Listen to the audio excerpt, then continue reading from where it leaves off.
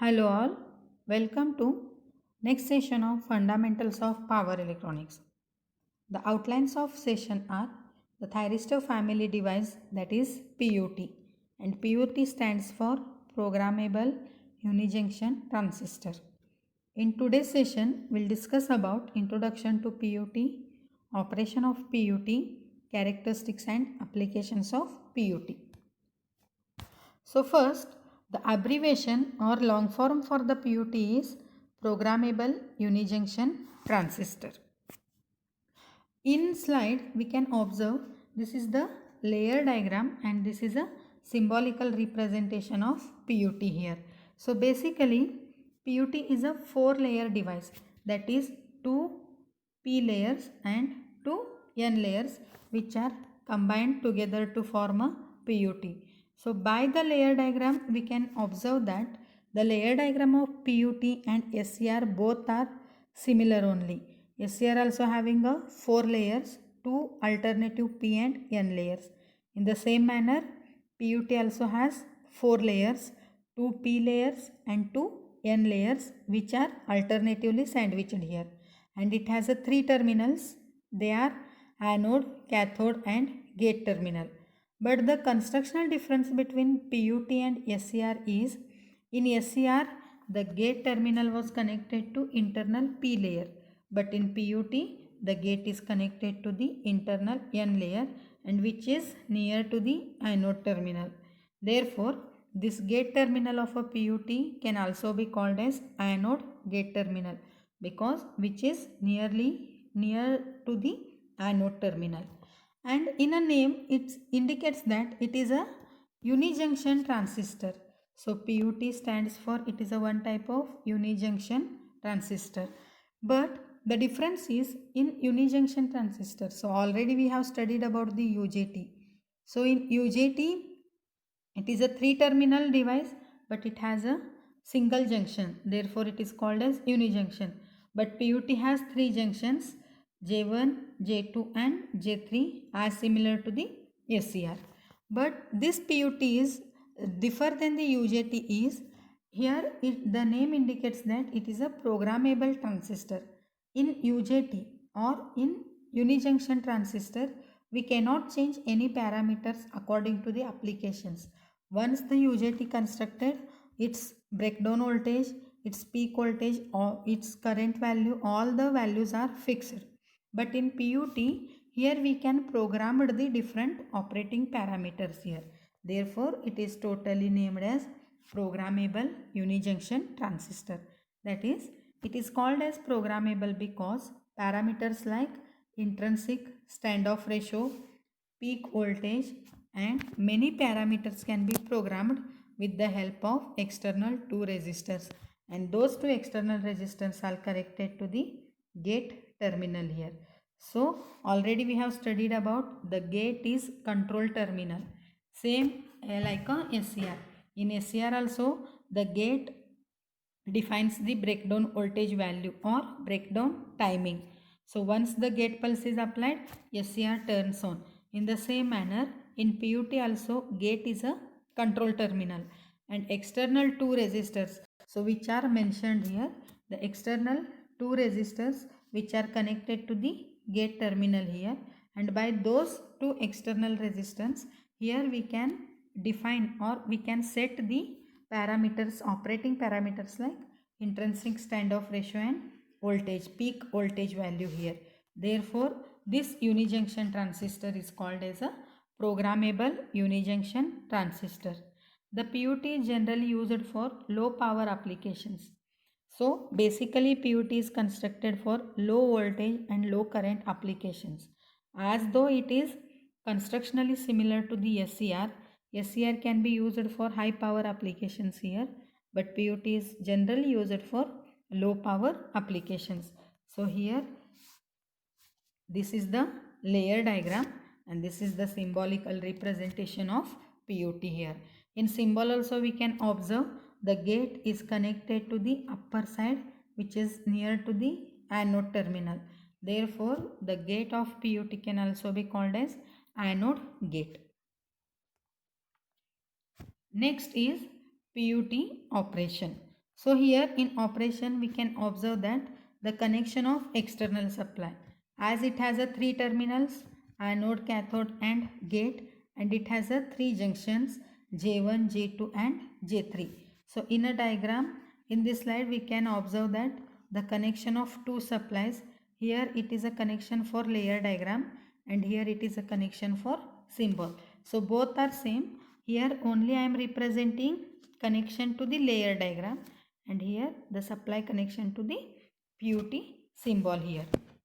So next, the operation of PUT is similar to the SCR, that is it has a constructional similarities of SCR, therefore the operation is nearly similar to the PUT. So 3 terminal, hence we are using a 2 supplies V1 and VAG. So V1 is connected to anode to cathode terminal and VAG is connected to anode to the gate terminal. So gate is a control terminal of PUT here. Therefore, to turn on the PUT, we need to connect the supply for gate. So till the gate is absent, the PUT remains in off or it blocks the current, and as soon as the gate supply is connected, the PUT turns on and turns on and anode current starts flowing here. So next, here we can observe that the supply V1 which is connected to anode to cathode. So here we can see the V1 is connected to anode to cathode, positive and negative supply. So positive supply is connected to the anode terminal and negative is connected to the cathode. So anode is positive, cathode is negative supply here. So this supply makes this P layer and this N layer both as a forward biased, because the supply is positive, the P layer has a holes charge carriers and holes charge is positive. Therefore positive supply to positive layer, it makes J1 junction forward bias. Similarly, the negative supply is connected to the N layer. N has electrons charge carriers and electric charge of the electrons is negative. Therefore, negative to negative, this J3 junction becomes forward biased. But this middle J2 junction is reverse biased. And to make that J2 as a forward, we need to connect a gate supply. But here gate is connected to the N layer. Therefore, the negative supply of a negative supply is the negative supply is connected to internal N layer and positive supply is connected to the P layer here. So as negative is given to the N layer, this N layer becomes forward biased and which makes the J2 as a forward biased. That is, the operation of PUT is as similar to the SCR only. Only difference is in SCR gate is connected to P layer. Therefore, we are giving positive supply to gate of the SCR, but here the gate is connected to the N layer. Therefore, we are connecting negative supply to the gate of PUT. Next, it will block current until triggered on. So similarly, here J2 junction is reverse biased. Therefore, anode current will be blocked by this J2 junction until it is triggered. So the meaning of triggered means we are making PUT to turn on, and PUT turns on only when J2 junction becomes forward biased here. So to make the J2 forward biased, we are connecting supply from anode to gate. So anode is having positive supply and gate is having negative supply.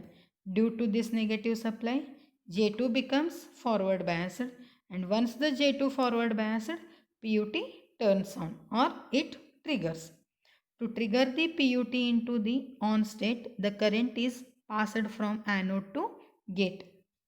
So that is only when anode to cathode is made forward biased, J1 and J3 are forward biased, but J2 is a reverse biased. Therefore, to make J2 as a forward biased, anode to gate supplies need to be connected here. So when supply is connected, gate current flows, and as the gate current starts flowing, J2 becomes forward biased and PUT triggers here. So PUT triggers, anode current flows from this anode terminal to the cathode terminals. So that indicates that the PUT turns on and which starts conducting. Next, the anode gate junction must be forward biased and anode potential is need to be keep more than 0.6 voltage higher than the gate. So here we can observe that the anode terminal has two supply connection. One is from anode to cathode and one is from gate to anode here. So to make PUT turn on, first we need to connect this supply that is from anode to cathode, which makes PUT forward biased, but it remains in a off state. And to turn on this forward biased PUT, we need to connect this voltage gate to anode. So this gate to anode voltage makes the PUT to turn on, but we need to remember that the potential should be more than 0.6 volt. So whatever the voltage we are applying from anode to cathode, then that voltage we need to apply from gate to anode here. So as the gate to anode voltage is more than the anode to cathode voltage, this PUT or this J2 junction will have a breakdown and PUT turns on. So this is the operation of PUT here. Next is PUT characteristics. So PUT VI characteristics. PUT characteristics is a plot between anode voltage and anode voltage and anode current. That is, it is a plot between VA and IA. The graph is plotted between anode to cathode voltage and the current which is flowing from anode to cathode. Typically, the anode of the PUT is connected to the positive voltage and cathode is grounded here. So here in biasing circuit, here we can observe that the anode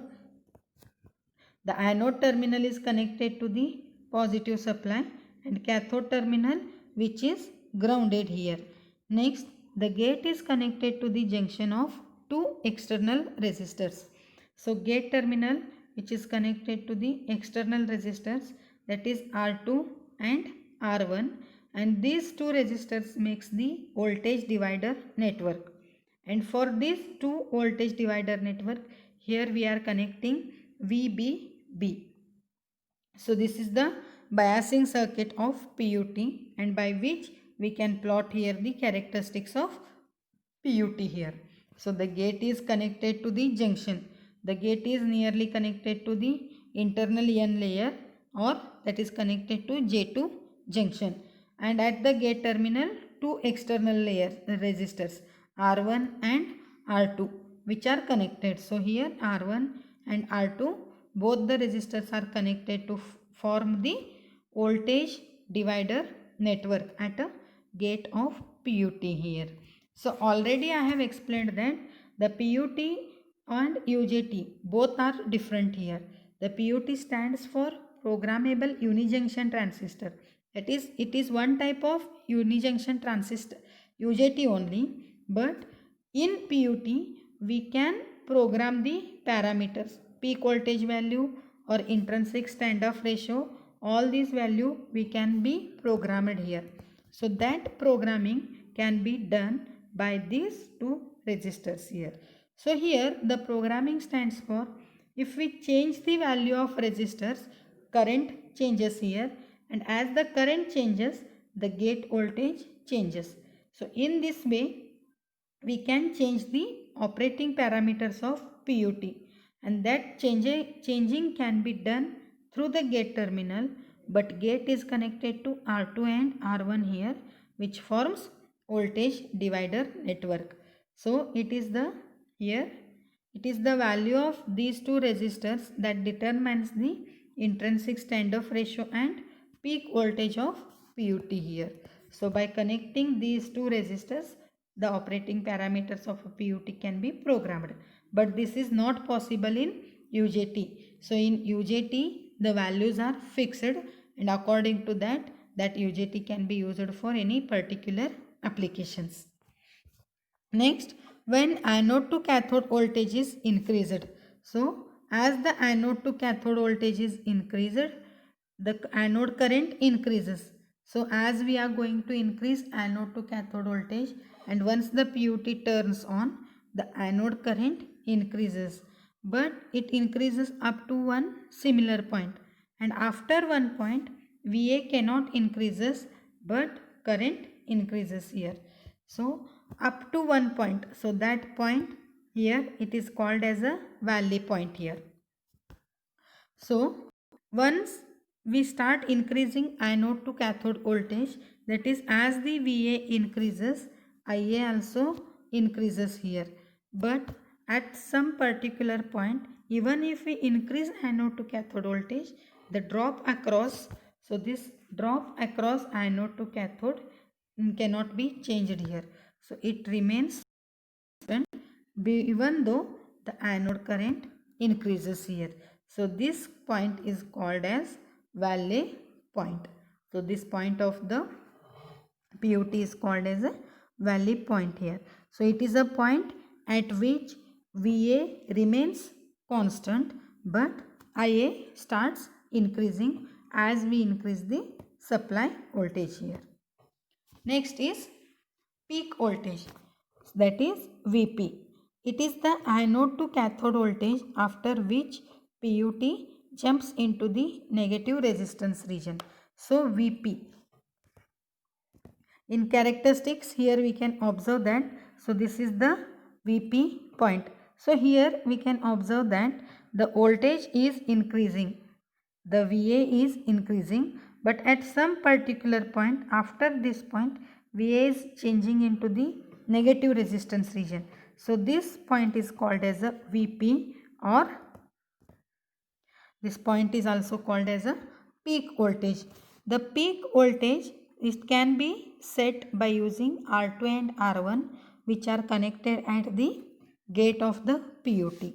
So the peak voltage VP will be usually one diode drop plus the gate to cathode voltage, and this VP can be calculated here. The peak voltage can be calculated by using the expression VP is equals to 0.7 V. So this 0.7 V is the diode voltage. This is the voltage required for PN junction diode to turn on plus gate voltage. So the finally VP is given as 0.7 V. This is the intrinsic standoff ratio, and VBB. So this is the total voltage which is connected across the resistor networks.